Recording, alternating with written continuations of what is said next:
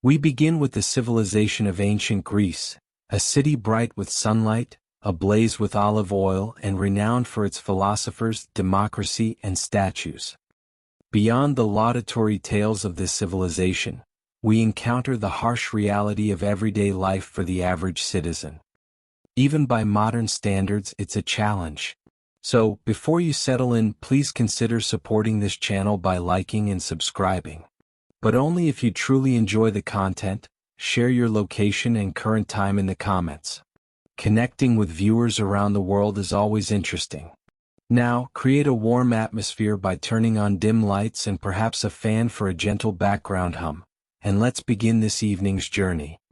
Welcome to ancient Greece. Here, your day begins not with an alarm, but with your home transformed into a slow-cooking oven in the sun. Your modest home, built of sun-dried earthen bricks or rough stone, lacks any glass windows. There are only wooden shutters to keep out goats and, if you're lucky, to catch a breeze. Except for the isolation ceiling fan or the family goats area, which has no concept of personal space, getting up early isn't an option. It's a necessity due to the extreme heat, which makes sleeping impossible. In the summer, walls absorb heat like a sponge, releasing it back as the sun rises. In the winter, however, it cools dramatically, forcing you to wrap yourself in thick clothing to avoid frostbite. In ancient Greece, you slept on a thin mat or a mattress stuffed with straw. Perhaps you used a rolled-up cloak or your arm as a pillow. If you were lucky, lice didn't bother you while you were sleeping, which is unlikely. There was no access to running water. So our morning routine consisted of going to the public fountain or, if you lived in a rural area, carrying water from a nearby well, balancing clay jugs on your shoulders. We would stumble silently, hoping not to spill a week's worth of water. This would cause back pain for days. Cleaning meant rinsing your face, rubbing olive oil on your skin, and scraping it with a strittle, a curved metal blade. There was no privacy. Your family shared the living space while sleeping, eating, and arguing about whether you'd brought in the mud from your street, which was also a walking path, a source of information, and a garbage dump. Even though you hadn't eaten yet, your back ached, you were sweating, and your shirt was uncomfortably sticky. These discomforts marked the best part of your day. As you prepared for breakfast, you braced yourself for a Spartan meal that transformed today's intermittent fasting into a luxury. Your first bite was maza, a wheat bread that was heavily stale and less inspiring than the soil it was baked in. Maza was made by mixing ground barley with water, shaping it into flat round cakes, and baking them on hot stones or in the ashes of the night before. In ancient times, food was simple and bland, like an old granola bar, lacking sweetness and texture. Water wasn't always safe to drink, so it was often mixed with wine for safety. Without modern water filtration systems or practical means of boiling water in a pot, the only option was to dilute the wine. Staple foods like figs, olives, and goat cheese were reserved for the wealthy. The average person's bread, however, was often full of flies and tough on the teeth. Breakfast was sparse. There was no coffee, eggs, or fruit. Bartering with a nearby middleman was possible.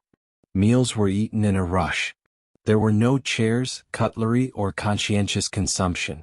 Women and children generally ate separately from men, waiting in line for the disappointing dishes after the men had finished. Despite the Greeks' love of feasts and wine, breakfast held no poetic allure and was simply a necessary starting point for the day.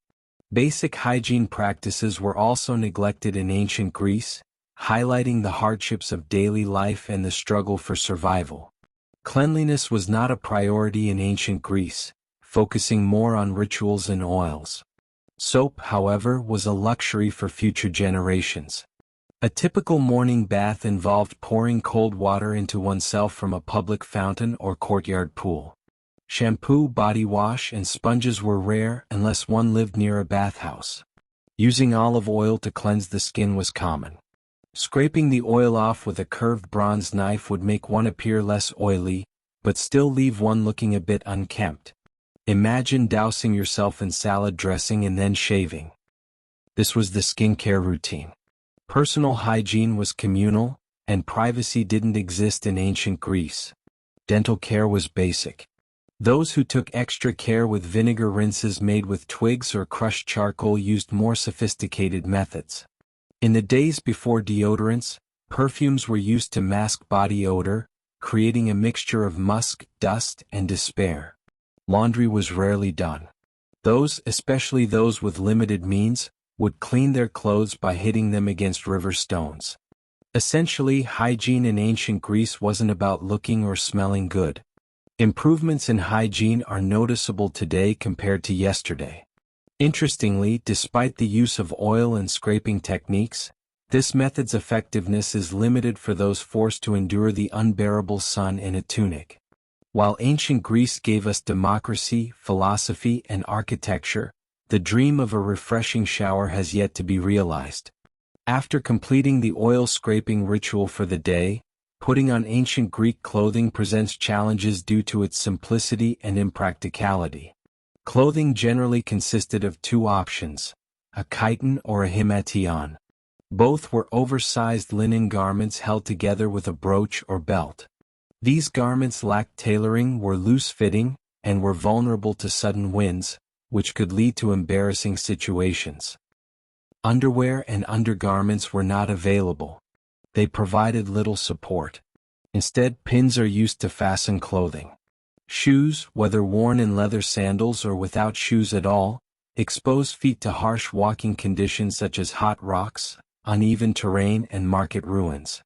Sun protection measures such as hats and sunscreen are not readily available during this period, leaving individuals vulnerable to the sun's burning rays. Sunburn and discomfort can occur. By midday, skin burns, feet become dirty, and linen clothes become uncomfortably sticky from sweat. Public nudity is not considered surprising in Greek society. In ancient Greece, it was common for men to practice in gymnasiums, or for politicians to give speeches in barely fitting garments. The wealthy could dye their tunics in colors like soft purple or saffron yellow. However, due to the cost of dyes, most people opted for pale white or brown. Dressed in a toga-like wrap, sunburned and sweaty, walking around was a daily occurrence for many. And the fear of a priestly attire malfunction was ever present. And this was only half of the daily duties in ancient Greece. Military service was not just a job in this society, it was a civic duty and a social expectation. Could sometimes lead to premature death. Free male citizens, especially in Athens or Sparta, were inevitably destined to become soldiers. As they approached puberty, they began training with wooden weapons and learning battle formations in groups. In Sparta, boys endured the agoge, a harsh military training program that began at age 7 and involved deprivation, punishment, and isolation, from which only the strongest survived. In Athens, military training was more lenient but still compulsory. 2 years of training in adolescence followed by decades of inactivity. Striving to become more of a thinker was not an option, as even philosophers like Socrates engaged in armed conflict rather than simply engaging in intellectual debate. War was a constant presence. Wars were commonplace in ancient Greece, whether between Sparta and Athens, Athens and Persia, or Sparta's wars against various enemies or trade disputes between neighboring city-states. Peace was often seen as a temporary respite between enemy invasions. Those who could afford it acquired a protective armor set consisting of a bronze helmet, breastplate, spears, a round hoplite shield, and a spear. Those who could not afford armor were advised not to be on the front lines during battle, as leather and cloth offered little protection against archery. Soldiers were responsible for providing their own equipment, bringing their own bronze to the battlefield. Less wealthy citizens were forced to beg for equipment, borrow money, or fight with small arms, significantly increasing their chances of being the first to die in battle. Outside of battle, soldiers trained, maintained their weapons, discussed strategy and assembly, or rowed warships for extended sea voyages. Triumphs did not row themselves. Soldiers were not offered veterans' benefits such as healthcare, retirement, or therapy. They were left with only physical scars, disabilities, and sometimes crudely inscribed tombstones commemorating their bravery and heroism. Life for women in ancient Greece, especially in city-states like Athens, was much more difficult. Women's rights were often limited compared to ornamental urns. They were denied the right to vote, hold public office, or own land independently, and were generally required to have a male escort in public. Being seen too often outside could lead to rumors that they were a courtesan, a prostitute, or worse, a Spartan. A woman's typical day began before sunrise with household chores. These included spinning wool, weaving, grinding grain, carrying water, baking bread, caring for any slaves in the household, and caring for children. Despite managing the household, women were not paid, respected, or granted leave. Their social activities were restricted. They were barred from participating in games, philosophical discussions, or participating in gymnasium activities, which were typically reserved for men. Living mostly isolated in the Gosen and women's quarters, their only contact with the outside world was brief glimpses through lattice windows. Their education was limited. If you were lucky, you might acquire some reading skills. However, you were primarily trained in male-specific subjects such as housework, philosophy, rhetoric, and geometry. Your primary duty was to marry well, bear sons, and remain unseen. Marriage usually occurred at a young age, sometimes in early adolescence, to a much older man chosen by your father. They viewed you not as a person but more as a business transaction. Love was not a priority. After having a child, your worth was largely linked to your ability to bear more children. Spartan women were the exception. They enjoyed greater freedom. They could obtain an education, exercise publicly, and own property. However, their freedom was predicated on a state-driven emphasis on warfare and eugenics. Spartan women were tasked with bearing powerful warriors or faced disgrace. If widowed, their inheritance rights were limited. Remarriage required permission, and elections were quickly curtailed. Legal, social, and physical restrictions left most Greek women helpless. Despite the praise of powerful goddesses, true women were expected to remain silent, confined to the home, and invisible. While ancient Athens claimed the birth of democracy, participation was limited. The Athenian assembly, the ecclesia, was reserved for male citizens over 18 born to Athenian parents. This excluded a significant portion of the population, approximately 90%, including women, foreigners, slaves, and children. The population had no political representation at all, which contradicted the very essence of a democratic system. In ancient Greece, democracy appealed to a select group of people, mostly sunburned, sandal-clad men. Those eligible to vote weren't just voters. They were also required to participate constantly in the political process. Laws were proposed, debated, and approved in large gatherings of thousands of citizens. The lack of professional politicians allowed any qualified man to take on the role of legislator, juror, or curious amateur. Major responsibilities such as managing the treasury or serving on a jury were randomly selected through a lottery system. However, this method was not subject to any prerequisites. One day your local fisherman might be commanding military operations, the next your eccentric uncle might be presiding over a murder trial. If anyone gained excessive power, popularity, or caused a disturbance, they risked ostracism. This annual practice allowed citizens to inscribe their names on a piece of ceramic, which led to exile for 10 years without trial or defense. Despite its flaws, Athenian democracy was groundbreaking because it allowed at least some ordinary people a voice and laid the groundwork for future political structures. Yet, it was inherently unjust and exclusionary, silencing women and imposing taxes on foreign-born residents. The Parthenon was built by slaves and ignored curious philosophers who risked execution. Democracy originated in ancient Greece. However, demands for equal rights and inclusive governance were quickly rejected, and therefore you were required to bring your ostra. Slavery was not only widespread in ancient Greece, but also traditional. Even modest households employed at least one slave.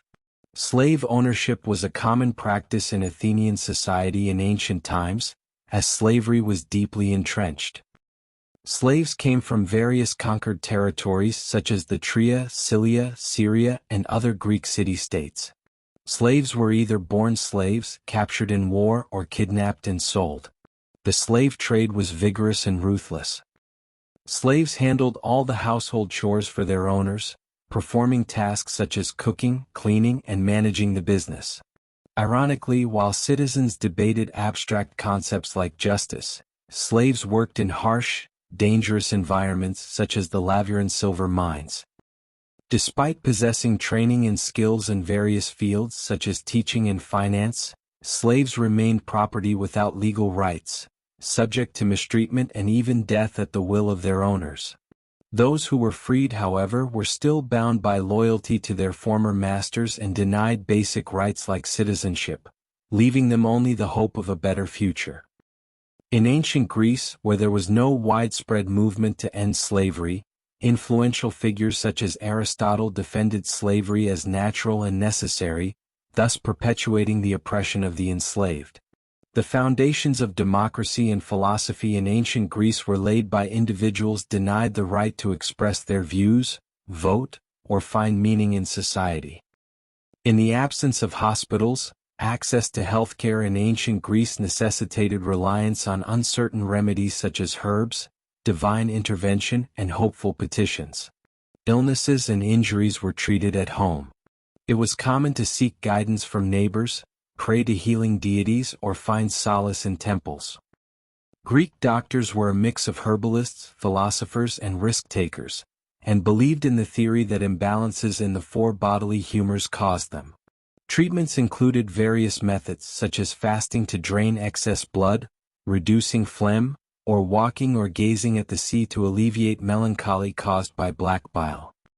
Medical practices were based on trial and error, using solutions such as crushed poppy seeds, boiled figs, or vinegar compresses made from goatskin.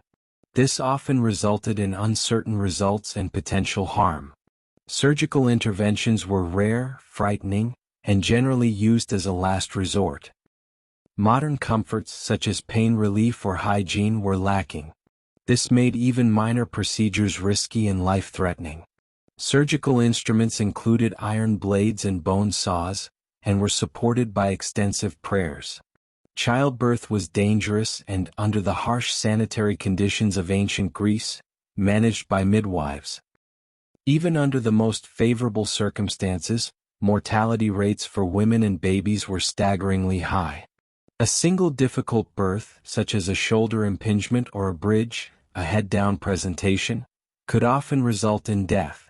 Wealthy individuals had the option of seeking out a traveling physician with authentic certificates and special oils.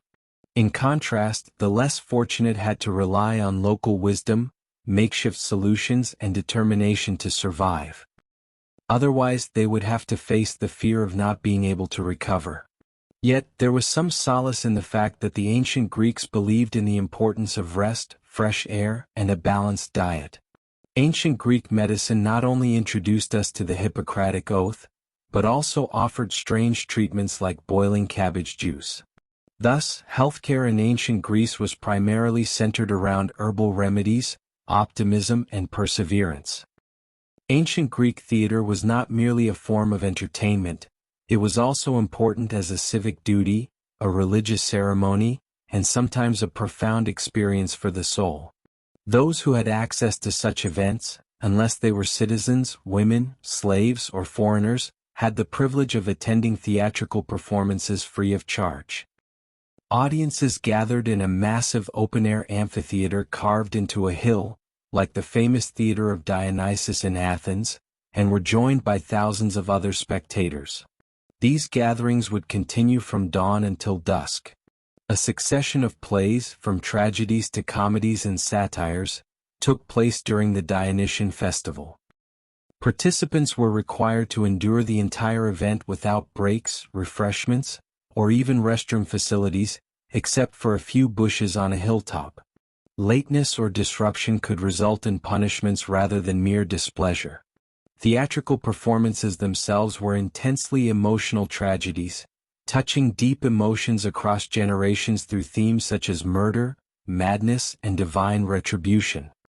Comedies, on the other hand, were characterized by satirical portrayals of public figures, philosophers, and entire communities. Their tone was far harsher and more critical than their light-hearted, publicly accessible content. In ancient Greece, a play was a lively, interactive experience, like a cross between Saturday Night Live and a college debate. The actors wore enormous masks, platform shoes, and extravagant costumes, even for the female roles. The chorus would make commentary similar to ancient Greek Twitter, but louder and more elaborately dressed. Audience participation was encouraged. They didn't applaud, they whistled, threw objects, and argued during the performance. The theater was a place for democracy in the shadows, where the public could openly express their reactions. At the festival's conclusion, a jury would determine the winning playwright. Sometimes decisions were made that surprised participants, even though they were emotionally attached to another work. The theater stage in ancient Greece involved active participation. Actions like throwing olives at the performance might also occur. As you move to the agora, the city's vibrant center, you might see a man cloaked in a cloak challenging strangers with philosophical questions about justice. Philosophy was a popular pursuit in ancient Athens, and figures like Socrates, Plato, and Aristotle shaped transformative ideas. While these thinkers were once considered eccentric, they often engaged in debates that left others feeling intellectually inadequate. Socrates, for example, was known for challenging people's beliefs and unexpectedly challenging their confidence in their own ideas, whether it was while buying olives or interacting with animals. Of course, immersion in the concept of reality? I think so. But what exactly defines reality? This reflection can lead one on a long mental journey, even triggering a move to Sparta. Socrates is a philosopher not known for his written works, and he passed his teachings on to his student Plato. However, Socrates left a profound impact, and Athens is particularly known for condemning him to death for his disturbing nature. Official accusations included corrupting the youth and disrespecting the gods. Realistically, his constant questioning at social gatherings may have offended many. In ancient times, philosophy was not a sedentary pursuit, but a lively and energetic form of participation. Discussions took place in public spaces. They were spontaneous, intense, and often led to emotional distress or deep philosophical introspection. No amplification devices were used. It was simply voices, gestures, and a lot of ego. Furthermore, audiences were often captivated by the philosophers. This can be evidenced by the immersive nature of Plato's academy. Even young people were no exception. Aristotle mentored a young Alexander the Great, who later conquered much of what is now known. Imagine your high school teacher giving you a globe and telling you to use it to address global issues. Therefore, philosophy not only contributed to the development of logic, morality, science, and political ideologies, but also led to mental stress, identity crises, and the very situation in ancient Greece where a sandal-wearing individual would likely be ridiculed by the public. Imagine thriving in ancient Athens. Despite having a good reputation as someone confident, intelligent, and interested in politics, you could unknowingly face consequences due to excessive public favor. This mistake could result in your leaving the city for 10 years. Ostracism, the practice of exile deeply ingrained in the system, was a legal and public form of exclusion, distinct from arrest or a fine. The practice of ostracism in Athens was both fascinating and frightening. Once a year, citizens would gather to decide whether to hold an ostracism vote. If a majority agreed, they would write the name of the person they wanted exiled on a piece of paper called an ostracan.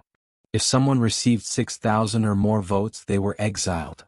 There was no trial or explanation during this process. The person was simply sent packing. There was no need to be guilty.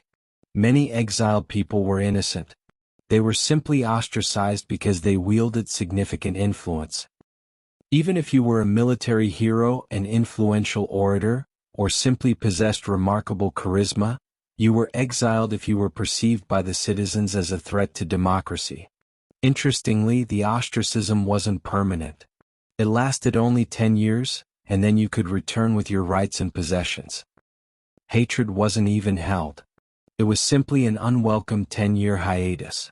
Important figures like Aristides the Just and Themistocles, who saved Athens at the Battle of Salamis, were exiled for their virtues or overconfidence. Ostracism aimed to protect Athens from tyrants, but it often punished those who achieved success.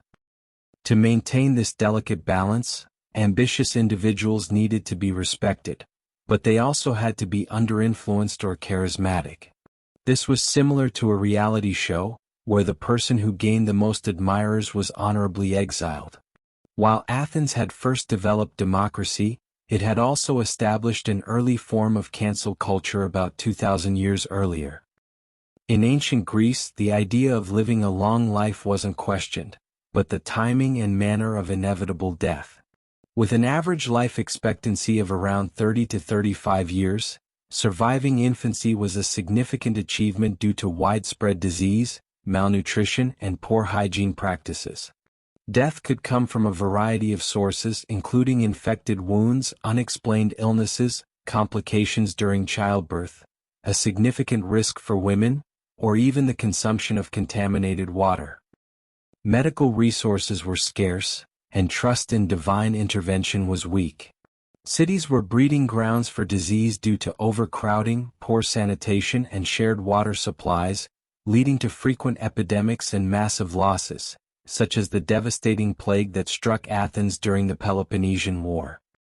War was a constant threat. Men were likely to die in battle or die from injuries sustained without proper medical care. The risk of death associated with angering the gods was real. Neglecting or disrespecting rituals could lead to divine punishment, such as lightning strikes, illness, or unusual accidents. Proper burial rites were crucial. Failure to observe them could result in being abandoned without ceremony and respect outside the city, a tragic and undignified fate. Ancient Greek beliefs were fraught with spiritual danger. According to Greek mythology, unburied souls wandered eternally between realms. Death was not romantic. It was an everyday occurrence, disregarding a person's beliefs, beauty, or status. Whether slave, general, or poet, anyone could succumb without warning to a simple mold, a fig, or a hostile mosquito. The pantheon of 12 Greek gods who resided on Mount Olympus was not particularly merciful. While religion taught divine harmony through the worship of deities like Zeus, Hades, Athena, and others, appeasing these capricious and powerful beings was in reality a constant struggle. Neglecting the right sacrifice could lead to the ruin of crops. A wrong prayer could sink a ship, and a misstep in a sacred forest could result in snake bites, plagues, or famine. The gods demanded not only loyalty but also meticulous timing, precise rituals, and unwavering obedience. Weekly visits to temples were not limited. Daily rituals included avars, seasonal celebrations, and communal ceremonies. Prayers to Demeter were mandatory before planting. Offerings to Ares were required before going to war. Libations were offered to Poseidon before sailing. Each god had preferences and grudges. Depending on past transgressions, they would grant protection or curses. Apollo could protect a city, while an ancestral error could lead to a permanent curse. Hera, the goddess of marriage, could bless unions or bring misfortune to mortal women who caught Zeus's eye. Athena bestowed wisdom, but she could also transform into spider-like creatures. Beyond the Olympian gods, nymphs, satyrs, river spirits, and monsters lurked around every corner. Therefore, caution and avoidance of unexpected consequences were essential in sacred spaces. An angry forest spirit claimed ownership of your left leg. The reasons behind the unfortunate events remained a mystery to you. Was it an improper offering, timing, or perhaps insulting a god in a dream? It could even be the result of an act committed by a cousin or great-grandfather. Consequently, the ways of the gods are mysterious and deeply personal. Despite their fearsome nature, Greek religion was intertwined with every aspect of life: politics, childbirth, and the Olympics, to name a few. Worshippers both feared and trusted the gods. Their temples became important city landmarks, while their festivals became national celebrations. Through their spells, the gods explained everything from lightning to love. Believing in the existence of gods in ancient Greece wasn't just about faith, it was also about survival. After experiencing sun-warmed homes, simple breakfasts, blistered feet, wars, epidemics, divine presences, and goat-related events, a simple question arises. Could you spend a day in ancient Greece? Probably not. You'd give up before lunch. The intense heat, the unconventional diet, and the constant threat of war or divine punishment would quickly extinguish idealistic notions like wearing an Instagram-worthy toga. You weren't used to fetching water at dawn or setting up a makeshift toilet next to the temple goat. The lack of running water, painkillers, and the freedom to complain without risking exile would be deeply missed. While the idea of living among magnificent marble statues, profound thinkers, and epic poets might be appealing, these luxuries were reserved for a select few in ancient Greece. For most, life meant hard labor, limited rights, and frequent grieving. Participation in democracy was open only to male citizens. Medical solutions were simple, and the gods were often angry. Think of your social media feed as a man passionately arguing for justice while holding a fish. The Greeks overcame all odds, building enduring temples. They wrote plays that continue to be performed. They engaged in debates on ideas that still challenge us and laid the foundations for fields as diverse as astronomy and ethics. Instead of simply enduring hardships, they thrived within them and contributed to civilization. Survival can be challenging. But the ancient Greeks flourished not because it was easy, but because they discovered ways to find meaning in a chaotic world. They constantly questioned norms. They engaged in constant warfare. They produced magnificent literature. They lived short lives and yet still influenced modern society. If you were to travel back in time, you might not last long due to the harsh conditions and intellectual challenges. But if you adapt and persevere, you would be surrounded by some of history's most passionate, resilient, and complex individuals, and you wouldn't be judged for the challenges you faced. On the contrary, they would encourage you to embrace challenges and teach you to accomplish tasks like climbing the hill of Amphovi. The story begins around 60 CE with an incident involving the betrayal and tragic event of Prasutagus, leader of a tribe in what is now eastern England. Prasutagus skillfully played the political game with Rome, maintaining his position as a vassal king under Roman rule. His wealth, independence, and peaceful existence continued as long as the empire benefited. However, his decision to leave a will intended to protect his people had unexpected consequences. By appointing Prasutagus as co-heiress alongside his two young daughters, the Roman emperor hoped to ensure their safety and sovereignty. However, Rome disregarded the will. It refused to negotiate and seized control. Roman forces quickly invaded the kingdom of Iceni, seizing all its assets: land, livestock, houses, and treasures. Theft of wealth was not the worst crime. What followed transformed a political insult into a personal nightmare. Queen Wheat was publicly flogged. This was not only to shame her but also to convey a message: you are insignificant. What made matters worse was that her daughters were also mistreated in front of her. This wasn't just oppression, it was also a form of psychological warfare aimed at crushing the spirit of a people. While Rome believed they had defeated a small tribe of women, they had actually awakened a fearless queen. Wheat transformed her grief into a thirst for revenge. She became a force, a mother whose anger would soon lead to chaos in the cities. Rome underestimated the impact of their actions. They believed they had merely subdued a tribe, but in fact they had awakened a lioness. News of Bura spread rapidly throughout Britain, uniting the other tribes under the common cause of Boudicca's wrath. Rome's violation of a queen would ultimately lead to a powerful rebellion within the empire and expose the fragility of Britain.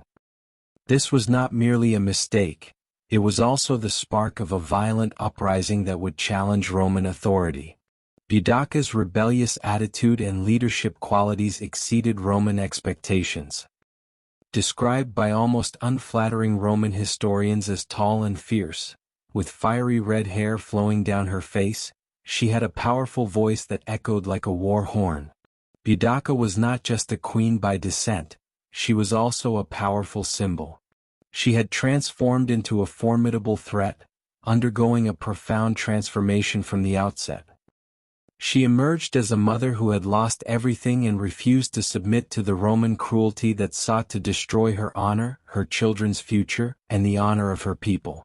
Boudicca realized that Rome's greatest fear was not military might but unity. Therefore she began to unite the tribes. She began with the Trinots, a tribe once subjugated by Rome through heavy taxes, land seizures and forced labor. Not a diplomat, but a resilient warrior mother, she spoke, wounded but unyielding. She revived memories of her ancestors, the gods, and the lands they had lost. By venting her own pain and anger onto her kinsmen, she attracted the attention of the Corel Talvi, Corinovi, and even some of the Brigantes. Initially a quest for vengeance, this struggle evolved into a sacred mission to purge Britain of Roman arrogance and pride. Her promise was not security but honor and glory even in death. With her warriors not behind them but beside them, holding their spears, their hair waving in the wind, she focused on the future. She invoked the names of those violated, enslaved, and executed, invoking deities like Andres, the Celtic goddess of war, to bear witness. She aimed to instill in these warriors the belief that the gods were on their side. Without formal military training or Roman playbooks, she wielded a more powerful weapon, a furious, righteous anger shaped by treachery and conviction. Under her leadership, it was as if the very land itself reacted. This wasn't just a rebellion. It was a rebirth. The queen Rome had thought defeated now stood at the vanquished spearhead of a revolution. A rising power was emerging that would shake the empire to its core. The symbol of the Roman Empire had long reigned over Britain, but now the winds were shifting. This wheat's intense rage wasn't just a passing flame. It was a powerful storm gathering with cold determination, and like every storm it required fuel. This fuel was drawn from the multitude of Britons who, for years, even generations, had eagerly awaited a leader to challenge the empire. They were searching for someone who spoke not Latin but the language of blood and iron. He provided them with that voice. It all began with discussions of military strategy beneath venerable groves and moonlit hills. Wheat didn't sit on the throne. Instead, he stood on the ground with his people. He listened intently to the disappointments of the tribal elders, the sorrows of their mothers, and the prophecies of the druids who found signs in the sky. All echoed the same sentiment: Rome had crossed a line. Now was not the time to retreat. It was time to fight back. Warriors from the Trinovantes tribe emerged, armed with spears, slings, and ancient war songs. They presented a cavalry of the same agile riders. With their freely flowing hair and war paint, these riders displayed an aggressive and fearless presence. Other tribes contributed axes, swords, and fire. Even women inspired by their queens took up arms. This wasn't just raising an army, it was reviving Celtic heritage. But Rome possessed trained legions. To compensate, the skilled, disciplined, and deadly armored soldiers Boudicca had to increase their numbers, understand the terrain thoroughly, and embrace a feeling Rome could never overcome: a deep hostility born of shame. Soon the Boudicca's forces swelled to tens of thousands. Farmers became warriors, hunters became assassins, and tribal confederations, formerly Roman captives and mistreated prisoners, joined their rebellions. These were not soldiers fighting for wages. They were fighting for the memory of their past, for revenge, and for the freedom to raise their children without chains. As he delivered his opening speech, Boudicca launched into a series of speeches later recorded by Roman historians. Despite the prejudice in his words, the powerful message was clear.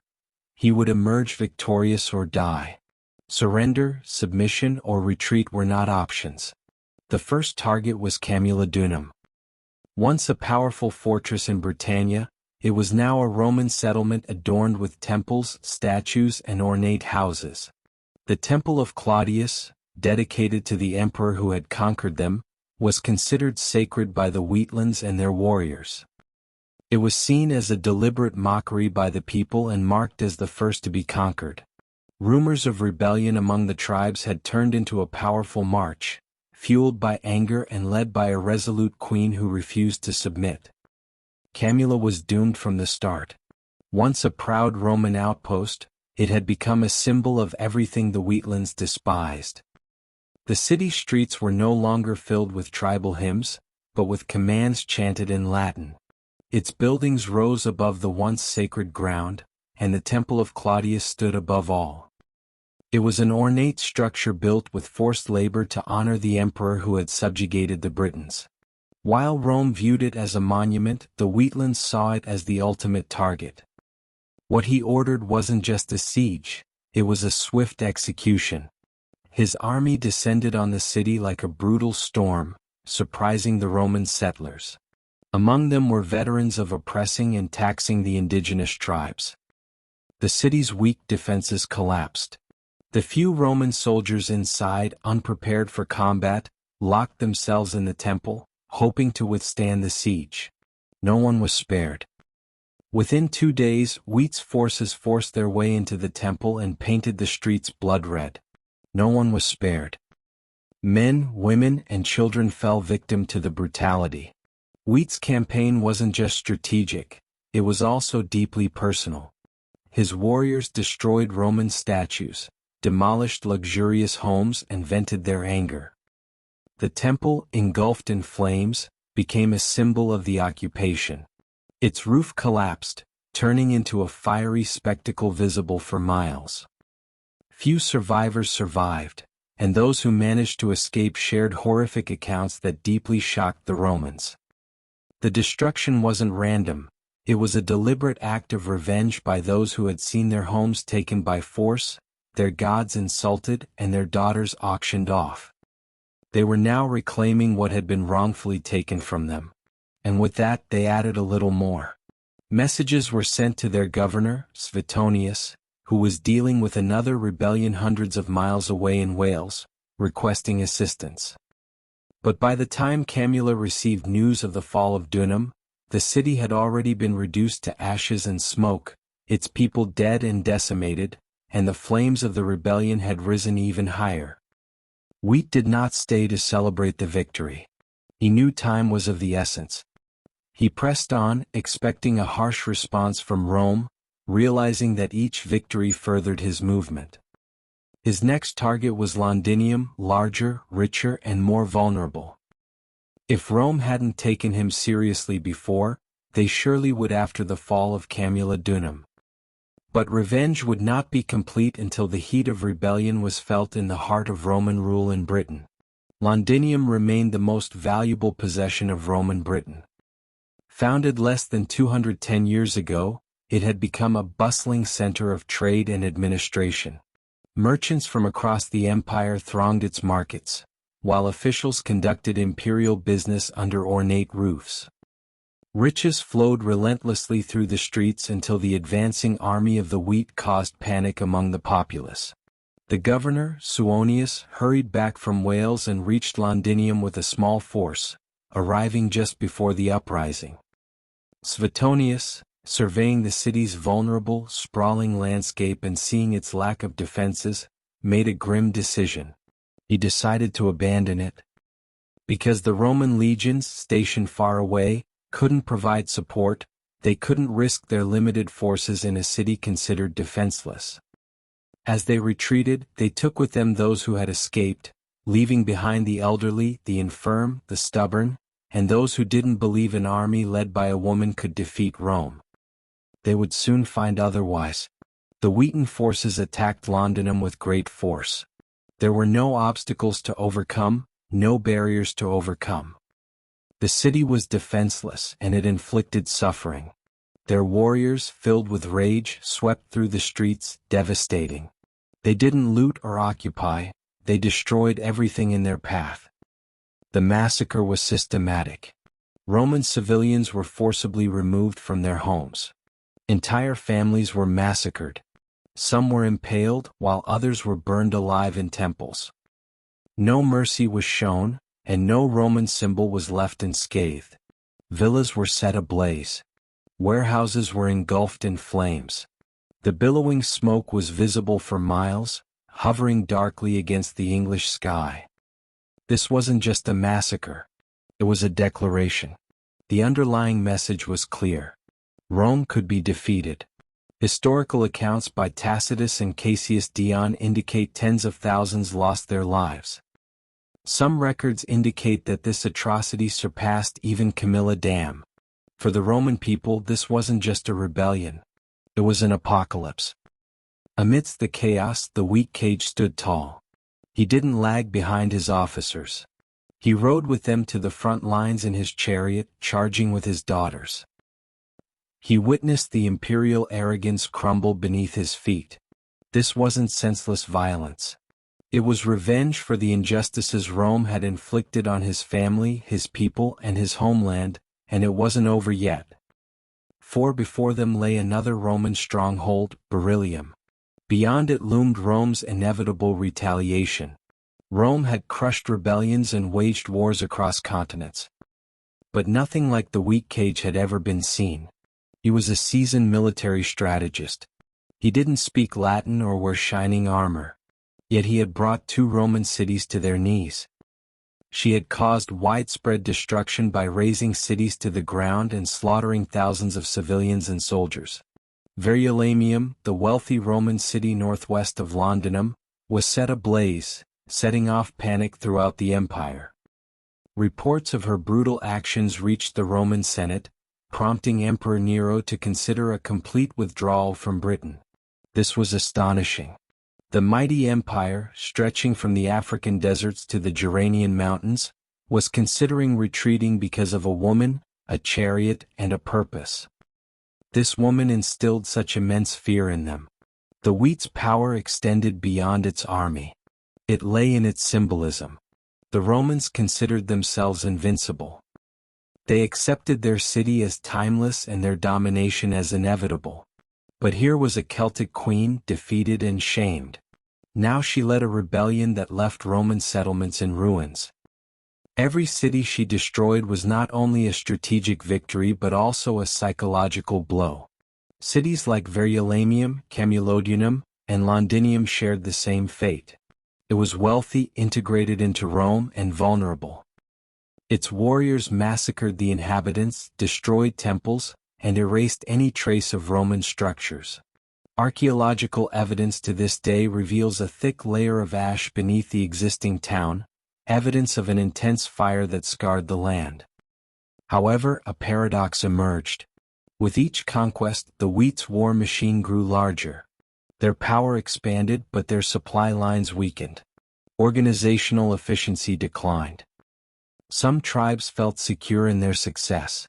Rome, however, was renowned for its resilience and regrouped. Its governor, Suetonius, did not remain passive. He strategically retreated and called in reinforcements. He assembled battle-hardened legions from various regions.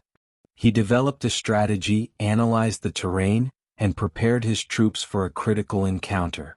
Yet, despite Rome's resurgence, a lingering doubt lingered in the minds of every soldier. Could they halt its advance? Wika was more than just a rebel leader. He represented a powerful and unprecedented threat to Roman authority. Engaged in fierce fighting, he rewrote the story of the conquest, depicting one city ablaze after another, proving Rome's vulnerability and the queen's power to retaliate. The empire tensed and held its breath before the impending final conflict. The flames had spread everywhere, and now the clash between steel and storm was inevitable. Valligus Vitonius Pinus, not an ordinary Roman officer but a survivor, meticulously selected the battlefield. While Witka's warriors rejoiced in their victory, Suetonius acted strategically. He chose a narrow pass, a confined space surrounded by forests and hills. Thus, he eliminated Witka's numerical superiority. His army, though modest, numbered around 10,000, and each soldier was a skilled warrior, trained with the rigors of the legions. Boudicca's forces, by contrast, were vast. By some accounts, up to 200,000 warriors had gathered under his banner. These were not experienced soldiers but peasants, artisans, tribal leaders, and freedom seekers. They were motivated by enthusiasm, lacking discipline, and armed with anger. Anger, not strategy, drove them. They believed they were outnumbered. They were confident they could crush Rome, but they were mistaken. As Boudicca's forces advanced, he issued a final call. Standing atop his chariot, he recounted his hardships with his daughters. The scourging, the trespassing, the land grabs, and the burning of houses invoked the goddess Andre, calling upon their ancestors and swearing victory or death. His warriors, trusting in divine intervention, thundered in response. Then the battle began. The Britons charged forward with primal savagery. But Suetonius halted. Trapped in a narrow space, he allowed them to approach. Then, just in time, the Romans launched their attack. Spears were thrown in unison. Shields clashed. Short Roman swords slashed and cut down the scattered army. Wave after wave of Britons fell. With each clash of the iron wall, the warriors shattered, allowing the Romans to advance methodically, precisely, and mercilessly. Behind the army, the families and wagons of the Britons watched, anticipating their defeat. Unwittingly, they blocked the warriors' retreat.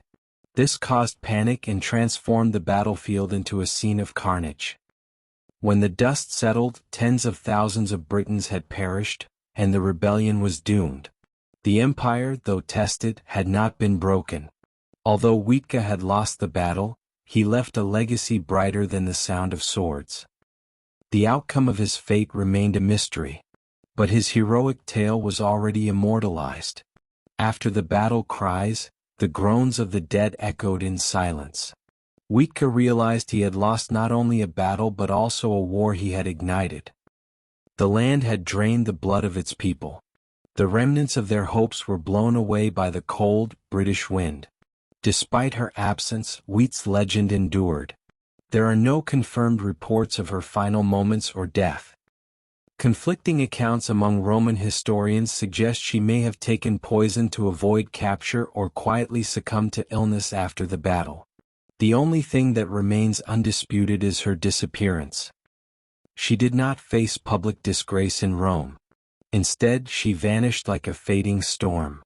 Consequently, her disappearance transformed her from a mere royal figure into a myth. Despite Rome's attempts to obscure her rebellion, Wheat's legacy persisted as a whispered story of resistance. Whispered in tribal songs and among sacred groves, she was not seen by the Britons as a defeated rebel. She was revered as a martyr, a vengeful war goddess, and a mother who bravely defied the powerful empire. Although feared by Rome, she was also deeply respected. Tacitus, a staunch Roman, portrayed her not as a savage but as a powerful leader wronged by the arrogance of the empire. Cassius Dio noted her commanding presence and powerful speeches. She inspired both fear and admiration. Throughout history, Boudicca's legacy endures. She is immortalized in Victorian statues, Tennyson's poems, history books, and educational curricula. She is a symbol of resilience, a source of inspiration, especially for women who are inspired by her indomitable spirit. Her horse-drawn carriage, with its timeless, thorny wheels, has become a symbol of resistance. While her physical form may be lost to time, her voice is eternal. It is borne on the wind, echoes in the flames, and rings in the hearts of those who stand against oppression. Defiantly, "I will not bow down," she cries. Boudicca may have vanished from the pages of history centuries ago, but her influence still pervades the British Isles. Her name adorns monuments, her spirit is invoked in political discourse, and her presence is felt through the resolve of a country that has not forgotten her. A bronze statue near Westminster Bridge in London depicts her proudly in a chariot, her daughters at her side, gazing at the horizon. Beneath her, the noise of traffic and oblivious tourists conceals the echoes of her rebellion. But her legacy is not limited to statues. She embodies the ideals she championed. Wheat went beyond mere wars and posed a timeless question that reminded emperors or rulers who had always underestimated her of the power of the people. While not flawless, her rebellion, though tainted by bloodshed and massacres that claimed tens of thousands of lives, was a testament to resistance. Her enduring legacy lies not only in her resistance to Rome, but also in the inspiration she ignited in the hearts of the people. Refusing to be defined, she stood tall as a towering queen, transforming her suffering into power. While modern historians debate her role and motivations, Wheat is remembered by Britons not only as a historical figure but as the queen who bled Rome and united warring tribes, demonstrating that honor and dignity can emerge from destruction. She symbolized rebellion, courage, and an unwavering will to fight for freedom. While Rome has rebuilt and redrawn its maps, her flame of resistance burns in every voice of dissent and every spirit unwilling to submit, fighting against oppression. Wheat may have passed away, but her legendary spirit lives on forever. Ancient historians attributed illness not to random factors beyond modern understanding, such as bacteria or viruses. This concept became clearer much later in history. Illness was not merely a physical decline. It was also a deeper affliction that disrupted the harmony between body, mind, spirit, and nature. In Mesopotamia, illness was often seen as divine punishment. When someone became ill, it was perceived as insulting a god, violating a taboo, or incurring a curse. It was thought that diagnosis did not begin with symptoms. Instead, it began with questions about behaviors and possible crimes. Priests and healers collaborated to analyze symptoms, perform rituals, and offer herbal remedies. They also cast spells. Ancient China emphasized balance in a more structured way, through yin and yang and the 5 elements. Good health depended on maintaining a balance between opposing forces, as imbalances in temperature or humidity could disrupt the body. Practitioners of traditional Chinese medicine focused not only on symptoms but also asked about the onset, timing, and emotional aspects of illnesses.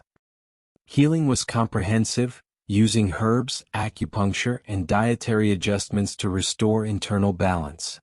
While the Greek physician Hippocrates rejected the idea that illnesses were punishments from the gods, he viewed health as a state of harmony.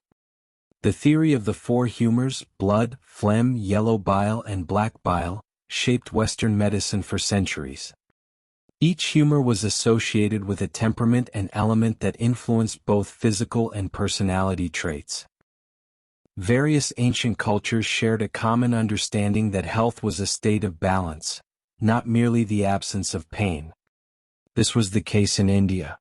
Whether through the practice of split and straight files or the spiritual beliefs found in African healing practices, ancient civilizations recognized the interconnectedness of humans with their environment. Disturbances in nature can cause nature to rebound. Ancient healers not only relied on physical symptoms when treating patients, but also sought to identify imbalances, believing that healing required addressing unseen forces alongside the attention paid to visible wounds. Medicine in ancient Egypt was a blend of science and magic. Healers known as Sadvi and Nevi were seen not only as doctors but also as sacred intermediaries between the human body and the divine. While their medical techniques were sophisticated, they were also deeply intertwined with rituals and magic. The Egyptians understood that bodily problems went beyond mere physical symptoms. Spiritual elements, gods, and even the afterlife played a role in every illness. Much of our knowledge of ancient Egyptian medicine comes from texts such as the Ebers Papyrus, dating from the Minorian year. This ancient document contains numerous treatments for ailments ranging from toothaches to tumors. Egyptian physicians performed surgical procedures, treated fractures, healed infections, and drained abscesses with copper instruments sterilized by fire. Was emptying. They were masters of pulse diagnosis. They monitored urine and feces to assess health and employed many herbs still in use today. However, they always began their treatments with the approval of the gods. Toten, the god of healing, was believed to have bestowed the secrets of medicine upon humanity. The goddess Sekhmet, with her lion's hood and associated with war and disease, was both revered and feared. She could bring about plague or bring about healing. During treatment, spells were cast over patients, as words were believed to have healing power. Honey, a key treatment among their therapeutic tools, was used as an antiseptic before the understanding of bacteria. Wounds were dressed with honey, sometimes mixed with resin or a pillow. Garlic and onions were also widely used in their medical practices. Prescriptions were given for heart health. Castor oil was used as a laxative, and even moldy bread was applied as an early antibiotic treatment to infected wounds.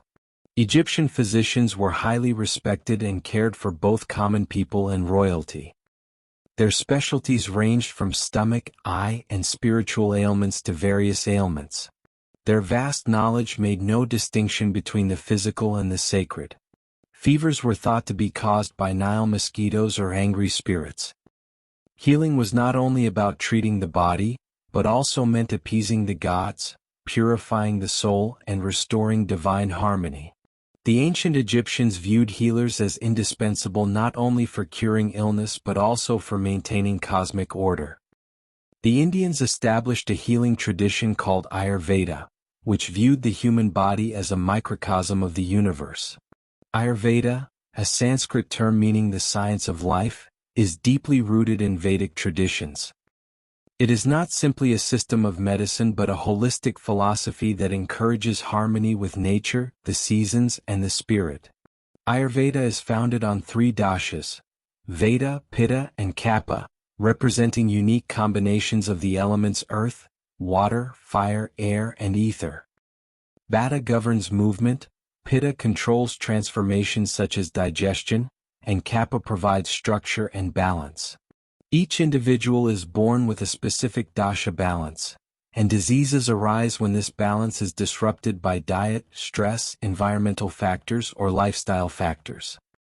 Ancient Ayurvedic texts such as the Karaka Samhita and Sushruta Samhita, which have existed for over 2,000 years, offer comprehensive guidance and herbal remedies for maintaining health and well-being. While Charaka focused on internal diseases and emphasized prevention as the primary defense strategy, Sushruta is known for his innovative surgical techniques, with over 300 surgical procedures and over 120 instruments made from various materials, including wood and metal.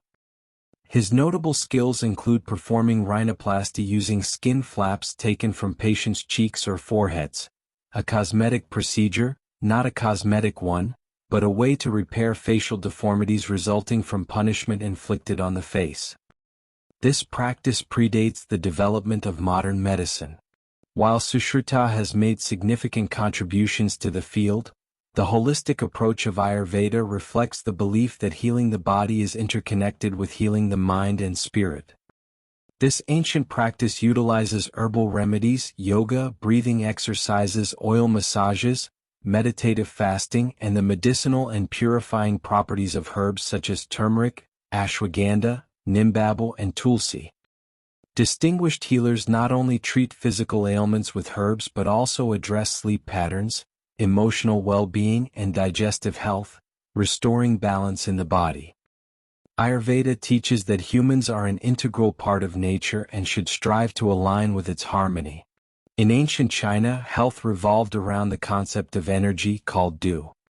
This energy flows through all living things and maintaining its free flow was crucial for overall health. This principle formed the basis of traditional Chinese medicine, TCM, one of the world's oldest medical systems. In this system, Practitioners sought to understand illness and health by examining the patterns of nature, the seasons, lunar phases, animal behavior, and cosmic events. The two fundamental principles of yin and yang, along with the 5 elements of wood, fire, earth, metal, and water, formed the foundation of ancient Chinese medicine. Yin and yang symbolized balance in all aspects of life. Yin represented coolness, darkness, passivity, and internal aspects, while yang represented brightness, activity, and external aspects. These opposing yet harmonious forces regulated every organ, emotion, and bodily function. Maintaining health was about maintaining a dynamic balance between them. A fever was not merely a rise in body temperature but also an excess of yang. Fatigue, on the other hand, could indicate a deficiency of yin. Diagnosing illness was considered an art. Doctors relied on observation rather than instruments.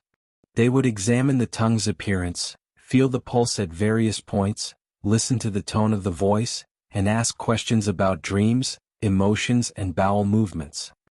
Every detail provided insight into the qin's balance or imbalance.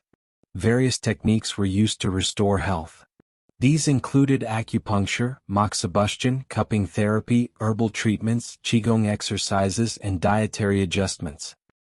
Compiled approximately 2,000 years ago, the ancient text known as the Yellow Emperor's Inner Law forms the basis of traditional Chinese medicine, focusing on the causes, prevention, and lifestyle factors of disease. This text emphasized that emotions such as anger, sadness, and fear can disrupt the organs and emphasized the importance of emotional balance in addition to physical treatments. Qin medicine views individuals holistically, considering not only the body but also the environment, the spirit, and unseen energy. According to ancient beliefs, every heartbeat transmits the qin's language, and healers must listen carefully to restore balance. The shift from a divine perspective to a rational one marks the beginning of medicine. Nevertheless, the human body was viewed as a delicate ecosystem governed by balance and temperament. A key concept that influenced Western medicine for centuries was the theory of the 4 humors, initially introduced by the Greek physician Hippocrates and later elaborated by Roman physicians such as Galen. According to this theory, the body is regulated by 4 humors: blood, phlegm, yellow bile, and black bile.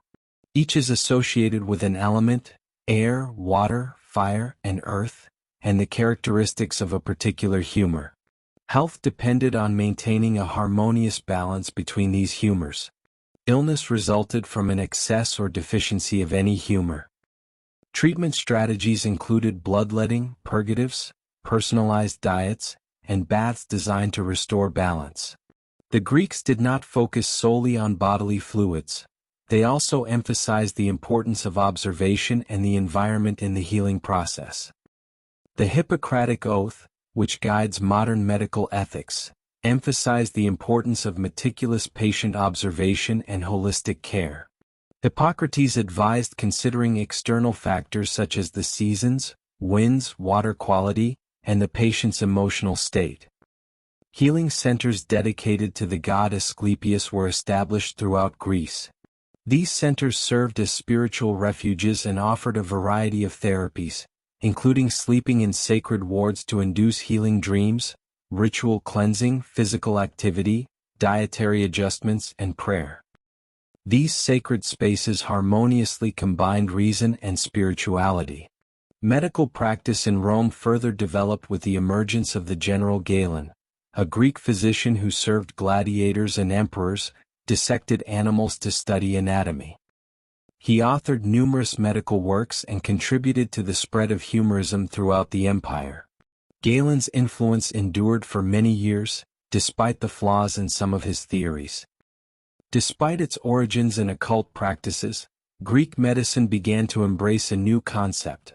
This concept viewed the human body as a complex yet understandable system, relying not solely on divine intervention to restore balance but on reason, rituals, and skillful healing practices.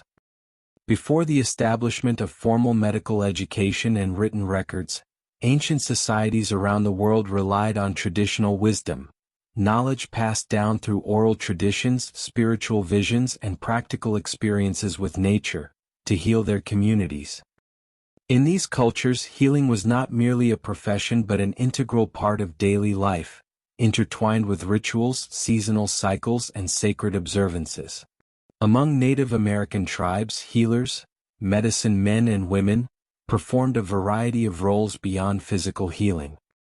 They served as spiritual guides, storytellers, counselors, and guardians of ancestral wisdom. Illness was viewed as a disruption in an individual's connection to nature, society, spirits, or themselves, requiring not only herbal remedies but also the restoration of harmony. Indigenous tribes possessed a deep knowledge of medicinal plants, using various roots, leaves, and barks for various purposes, including pain relief, fever reduction, and wound healing. Sacred herbs such as sage, cedar, sweetgrass, and tobacco were also used in cleansing ceremonies to purify the body and spirit. But the essence of healing goes beyond mere physical components. It involved intentions, rituals, and respect. Healers sought to restore well-being by collaborating with spirit energies through practices such as sweat lodges, vision quests, and drum circles. In cases of soul loss due to taboo violation, spirit possession, or trauma, a part of an individual's essence could escape. In these cases, rituals involving singing, dancing, or guided trance were performed to summon the spirit back. This deep respect for nature can be observed in indigenous practices worldwide. In the Amazon rainforest, shamans use powerful plant medicines. For example, ayahuasca, a hallucinogenic brew, is used not for entertainment but for healing, and the plants themselves are believed to be teachers who reveal insights through visions. Aboriginal Australians use bush medicine, a blend of plants, clays, and traditions passed down through the animals, land, and dreamtime. This ancestral period was a crucial period that shaped their cultural identity. Healing focused on maintaining balance between the body, land, ancestors, and songlines. These healing traditions were not recorded in books but were kept alive through the songs, dances, and landscapes of the indigenous people. While modern medicine relies on machines and laboratories, indigenous healers have always considered the earth a source of healing and emphasized reconnecting with one's true self rather than simply combating illness. Throughout ancient civilizations, a common belief has prevailed, regardless of language, place, or belief system. Healing was not limited to physical treatments and surgical procedures. Spiritual elements are also essential. While illnesses were viewed as divine punishment, spiritual disharmony, or a disruption in sacred powers, ancient societies recognized that true healing began in the unseen realm, and rituals were the gateway to this realm. In Mesopotamia, before formal medicine, amulets and priests were sought to combat illnesses caused by evil spirits or disgruntled gods. Clay tablets detail magical healing rituals recited while applying sacred ointments. Special figurines were buried beneath homes to ward off illness. Rituals were an integral part of society's daily life. Treatment methods varied among different ancient cultures. In ancient Egypt, physicians always began their work by seeking the blessings of the gods. Before applying honey or bandaging an injury, prayers were offered to deities such as Sekhmet, the goddess of wisdom, or to deities associated with healing and anger. Illnesses were believed to represent not only physical but also a disruption of cosmic balance. Restoring health was seen as realigning with Mahat, the principle of truth, order, and harmony. In various African traditions, healers known as Gangas or Sangomas used drumming, dancing, and divination for diagnosis and treatment. Communicating with ancestors, invoking spirits, and inducing trance-like states to allow patients to journey into the spiritual realm were common practices. While plants were important, consultations with the unseen world took precedence. Even in classical Greece, rituals were essential. Patients performed purification ceremonies, fasting, and prayers at healing temples like Ascapa. They slept in koyas surrounded by statues of the healing goddess and received guidance from dreams interpreted by temple priests. Rituals were seen as a structured element that gave meaning to suffering and offered a sense of control and connection amidst chaos and pain. The power of belief, intention, and the placebo effect are currently being investigated through scientific studies, demonstrating therapeutic effects recognized since ancient times. The importance of spoken words in healing has been recognized since ancient times, transcending physical wounds and providing healing through unseen remedies. While crude surgical practices are commonly thought of in ancient times, this understanding overlooks the complexity and humanity of ancient surgical techniques practiced worldwide. Early healers performed surgery with astonishing precision. They lacked modern tools like anesthesia, X-rays, or antiseptics. However, they relied on their expertise, courage, and knowledge of the human body passed down through generations. A prime example is the Sushruta Samhita, a text written in India over 2,000 years ago. This text details over 300 surgical procedures. Its author, Sushruta, is recognized as a pioneer of surgery for his innovations in early plastic surgery techniques, such as tumor removal, bone crushing, hernia repair, and even nasal reconstruction. His weapons included a variety of sharp instruments, including pliers, knives, probes, and needles. These were made of iron or stone and meticulously organized. Sushruta emphasized the importance of anatomical knowledge through cleanliness, surgical preparation, and dissection. These dissections, mostly performed on animals, enabled the dissemination of his surgical knowledge and influenced Islamic and Western medicine for centuries. Surgical practices in ancient Egypt were intertwined with rituals, and papyrus texts detail procedures such as wound suturing, limb replacement, and abscess drainage. Tools such as bronze knives, bone saws, and burning sticks have been unearthed in tombs. This demonstrates the sophistication of their practice. Trepanation, a procedure involving drilling holes in the skull to alleviate head injuries, was also widely practiced during this period. Interestingly, evidence of successful trepanation is found in many healed skulls, indicating that patients survived. This surgical practice was not unique to Egypt. Hundreds of trepan skulls have also been found in pre-Columbian Peru, particularly in the skulls of wounded warriors. These ancient surgeons achieved impressive success rates thanks to their effective bone regeneration techniques, with over 80% of patients surviving in some regions. They likely used cocoa leaves, fermented corn beer, and herbal antiseptics to alleviate pain. During the Greco-Roman period, Galen learned about the nervous and vascular systems by examining gladiator injuries and dissecting animals, thus laying the foundation for future anatomical studies. Roman army surgeons were efficient in treating battlefield wounds using burning forceps and ligatures, demonstrating the evolution and improvement of surgical techniques over time. Despite its risks, early medicine was highly regarded. Those who bravely delved into life's mysteries, striving to alleviate suffering through their mastery of surgical techniques, were not only practitioners but also skilled artists wielding knives. Their expertise, though not necessarily in its fullest sense, endures with each lift of a pair of scissors, used for healing, not harm.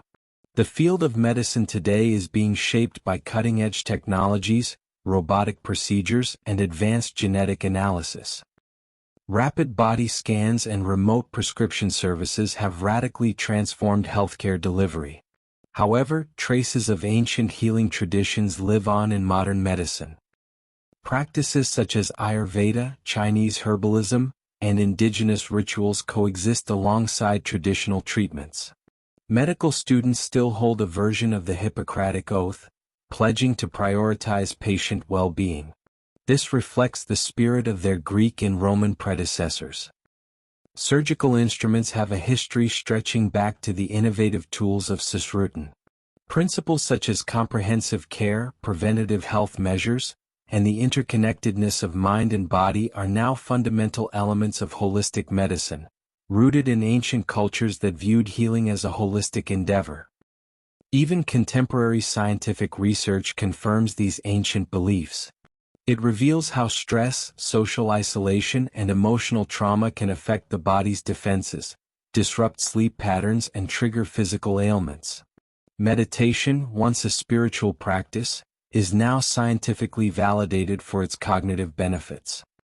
Nature-based therapies like forest bathing are prescribed for anxiety, inspired by indigenous healing traditions. The mysterious placebo effect, driven by the power of faith, continues to intrigue modern scientists. Ancient healing practices may seem old-fashioned at first glance. However, a deeper examination reveals a profound therapeutic approach based on a comprehensive understanding of the human condition. Illness was seen not as a malfunctioning machine, but as a disorder signaling a disruption of well-being and disharmony. This concept remains relevant today, as medicine encompasses not only treatment but also finding meaning, providing comfort, and a sense of being seen and understood. Ancient civilizations naturally understood this, recognizing the sacred nature of healing. Whether through traditional practices or modern methods, the development of biotechnology, artificial intelligence, and personalized medicine does not necessarily sever us from the past. It can bring us back with new resources and move forward by embracing the same human values. The human heart still seeks balance, wholeness, and healing. This is not only a physical but also a spiritual rebirth. Around 630, Sappho, a poet from Lesbos, flows through history like a gentle melody. She departed from the traditional heroines of ancient Greece and became renowned for her soulful verses that resonated with love, jealousy, beauty, despair, joy, and longing. Sappho's poetry captured fleeting emotional moments, immortalizing them like delicate yet eternally suppressed flowers. Little is known about her life. Although no portraits or diaries survive, fragments of her work survive and are revered by both ancient scholars and later generations. Despite the mystery surrounding her existence, Sappho's radiance shone through, leading Plato to name her one of the 10 Muses.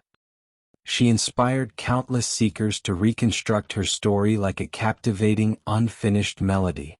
Born into a noble family on the island of Lesbos, Sappho's legacy transcends time, capturing the essence of human experience through her poignant poetry. In the northeastern Aegean Sea lies an island that was a center of music and learning. Here, poetry played a significant role in society. Sappho's siblings may have had daughters or even political rivals. However, the historical record is unclear on this matter. Periods of exile and turmoil, moments of silence and melody shaped her life. In a society where most women were confined to the domestic sphere or silenced entirely, Sappho broke the mold.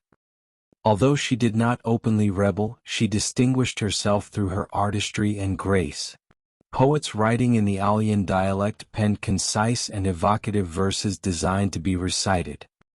Her poetry is filled with intimate and vivid imagery. Lines like "Evening Star, you bring back the hair of bright day," have transcended the ages. Just as they appeared in the historical record, they also disappeared silently. While much of her work has been lost, destroyed, buried, or ignored, what remains speaks to her legacy. Sappho did not require grand monuments. Her poetry is her enduring memorial. Even today, when we speak of passionate verse, shameless love, and timeless longing, we whisper the name Sappho. To understand Sappho, one must first understand Lesbos, the island that nourished her voice. Lesbos was not a distant black box. It was a vibrant center of art, music, and philosophy in the ancient Greek world. With its verdant valleys, olive groves, and coastal breezes scented with salt and flowers, Lesbos was both a physical refuge and a cultural treasure. It did not strive to be Athens. It possessed its own calmer, more emotional tempo, infused with lyrical heritage. Here, music was seen not for ornamentation but as a form of worship. The melodies of the arid lands echoed through houses and temples. poetry was sung aloud, not simply recited. In this land of harmonies and natural beauty, Sappho's voice emerged. She resided in the city of Mytilene. This city, the island's vibrant center, was a powerful political and artistic hub. Lesbos was known for its poets, philosophers, conflicting factions, and ever-shifting alliances. Amidst the political turmoil, Sappho was exiled. Probably Sicily. But her longing always led her back to Lesbos, her muse and inspiration. The island also harbored a unique female community, rare in ancient times. The elite young women were trained in music, poetry, and rituals. Some scholars have suggested that Sappho led a group or school where women were taught lyric, poetry, dance, and devotion to Aphrodite. This was not a formal educational system, but a sacred sisterhood of creativity and spirituality. Sappho's deep emotional and possibly romantic connections to these women are evident in her poems, which address them directly. She expressed longing, admiration, and love with raw sincerity. Her intimate writings reveal a world where real women shared their feelings through song and poetry. Despite the later distortion of her legacy by scandal and speculation, Lesbos remained a nurturing ground for her unique voice. She symbolized passion, art, and female empowerment. Sappho didn't just live in Lesbos, she embodied its essence, spirit, and voice. In a time dominated by epic tales of gods, heroes, and wars, Sappho's poetry delved into the intricacies of the human heart. Instead of battles and conquests, she depicted moments of vulnerability and tenderness.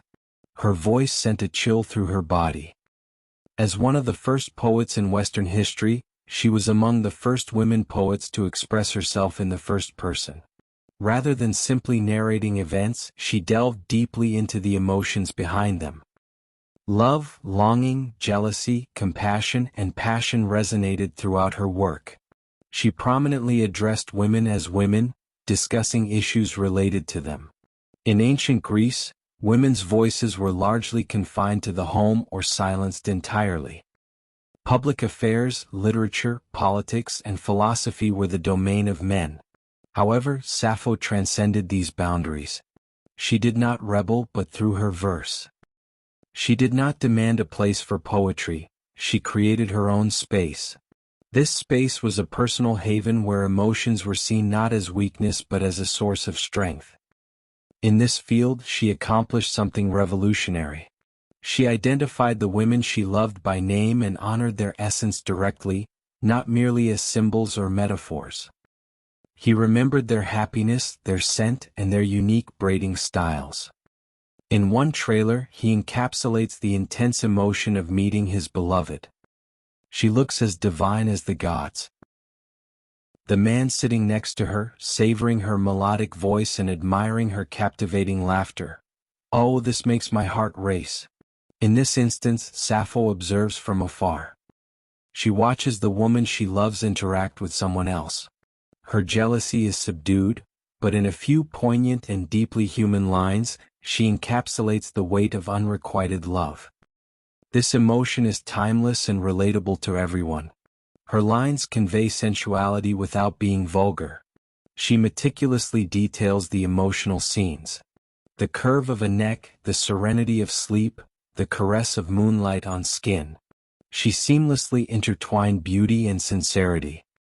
This combination often led to later misunderstandings or censorship. Some tried to erase her dissonance. Others sensationalized her heartbreak as a tragedy. Yet none of these attempts can diminish her legacy. Sappho's voice spoke with sincerity and poetic courage about love born of profound and unapologetic experiences. She didn't just write poetry, she composed music that resonated with the soul. Her verses didn't simply speak to silent thoughts, they aimed for more. In ancient Greece, poetry was a living, breathing entity filled with sound, breath, and vibration. Sappho's preferred form was the lyric, concise, deeply personal, and designed to be performed alongside a lyre.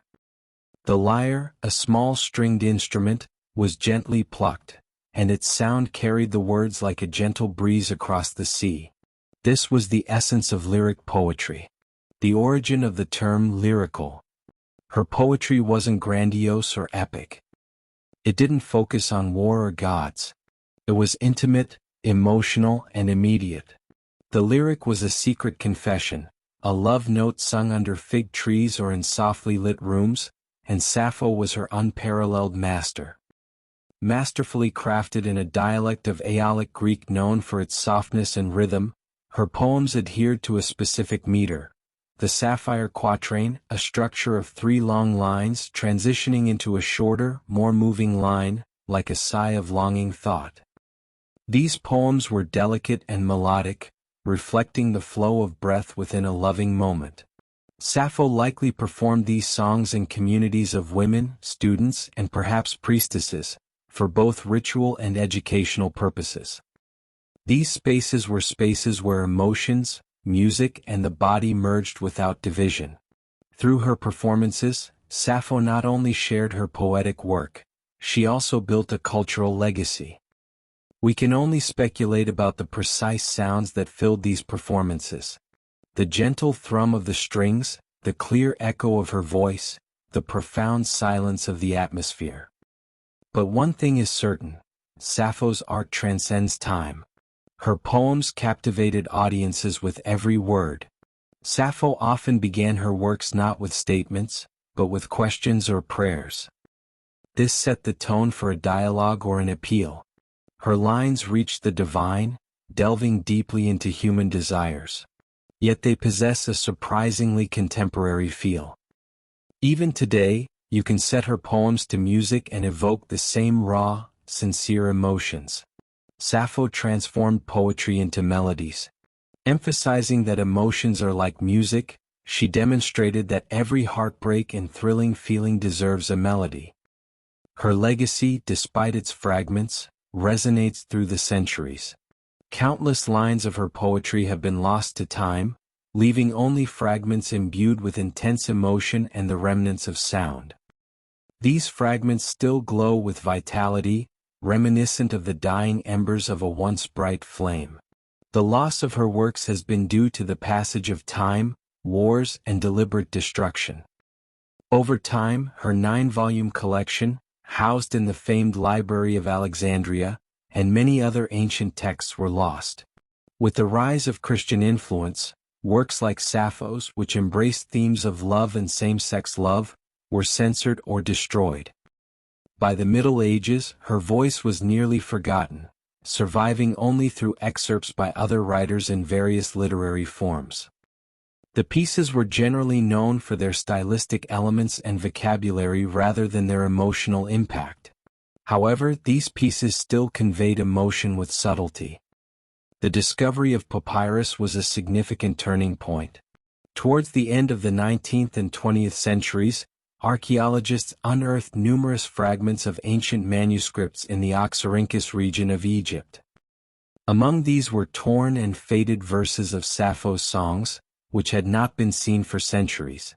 Later, a nearly complete poem was discovered wrapped around a mummy in Germany, and such finds continued to multiply.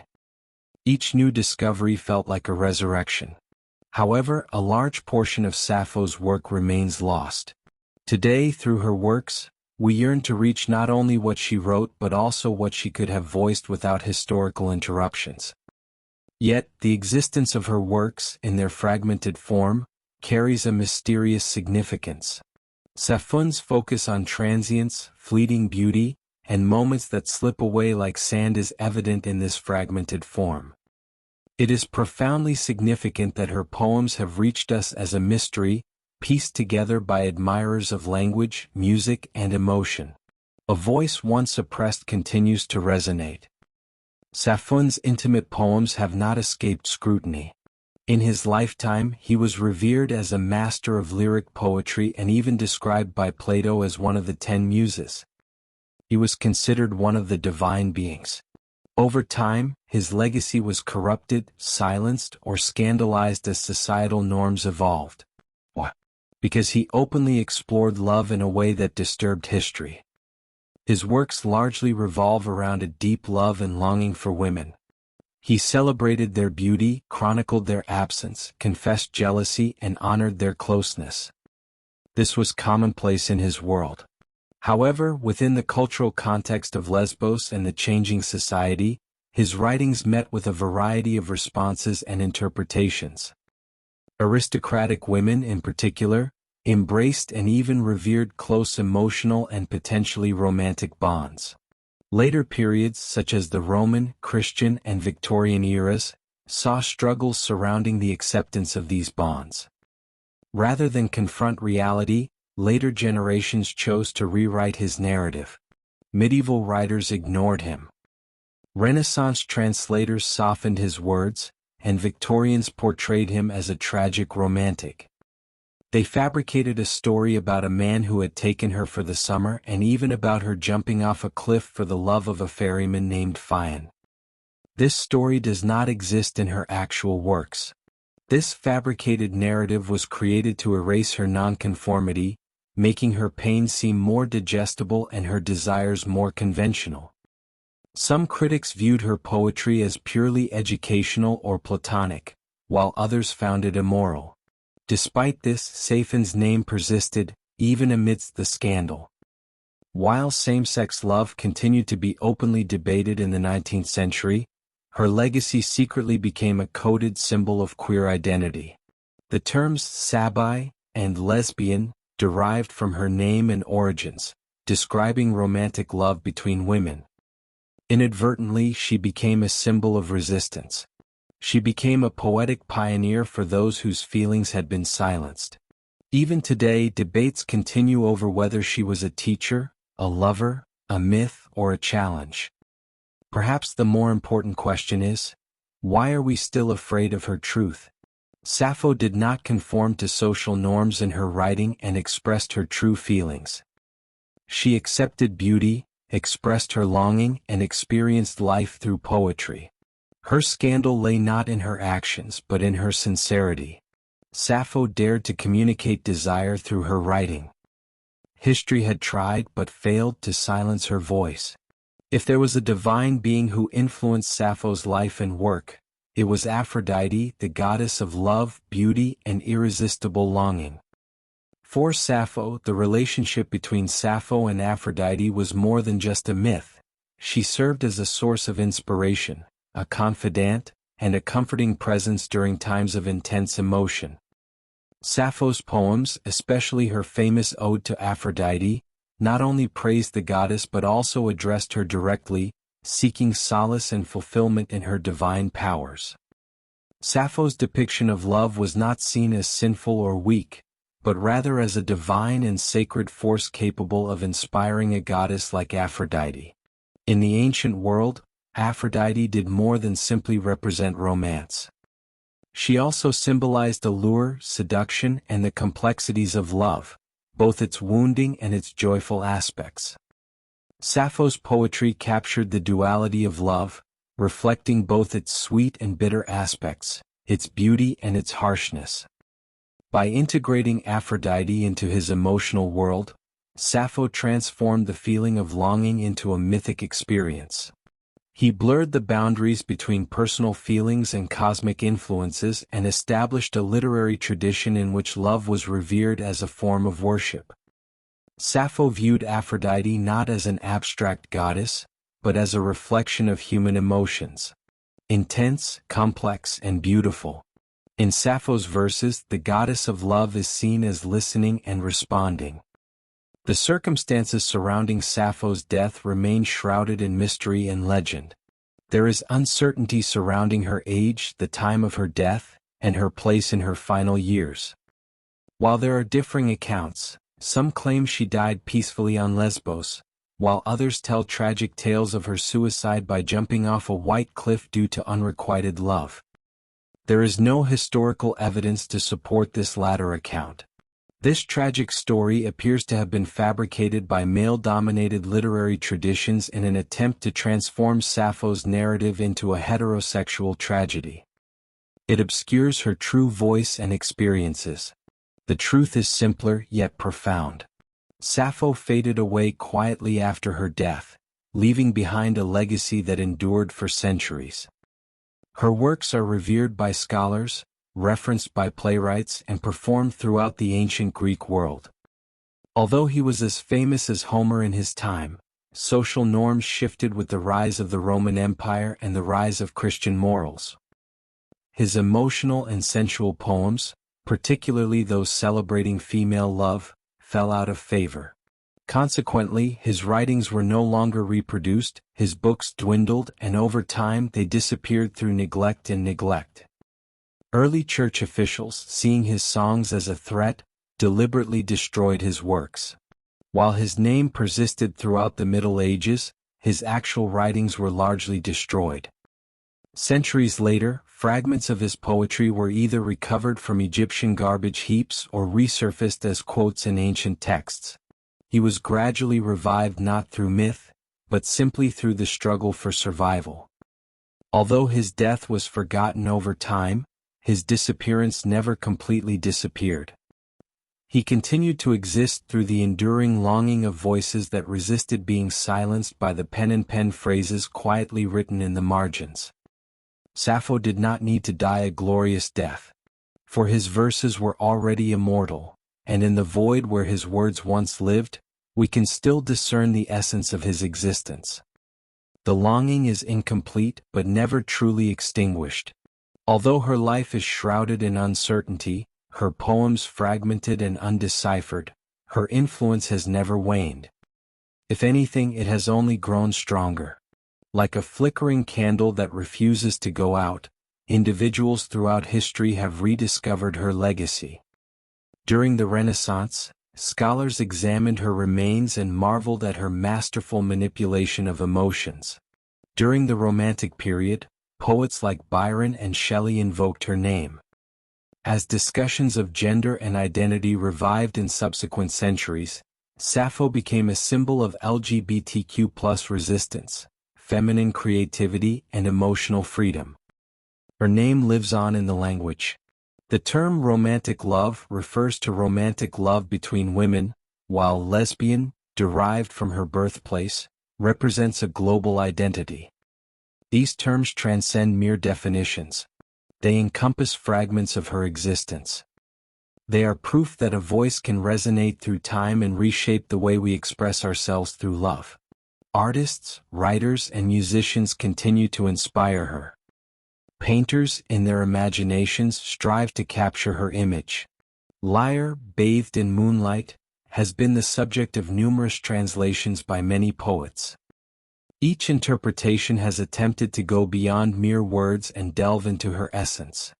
Modern writers have reimagined her in novels, songs, and plays, giving her persona new life. Throughout all these representations, a distinct truth stands out. Sappho's words resonate on a universal level. The fragmented nature of her poems and the uncertainty of her biography are irrelevant. What truly matters is the raw emotion pulsing beneath her lines, the ecstatic thrill of desire, the sharp pain of separation, and a reverence for beauty. These feelings are common to all of us, and Sappho has succeeded in expressing them. This talent may be her greatest legacy. It is not the statues erected in her honor or academic analyses, but the enduring impact of her words, which transcend time, evoking a sense of pause, breath, and connection. Sappho's own uniqueness lay not only in her poetry but also in her ability to embody emotion. She elevated feeling to an art form and transformed longing into a profound reality. In this way, she transcended being merely a poet and became a reflection of those who love silently, passionately, or against all odds. As long as language continues to be the conductor of human emotions, Sappho's presence will continue not only in memories but also in the felt essence itself.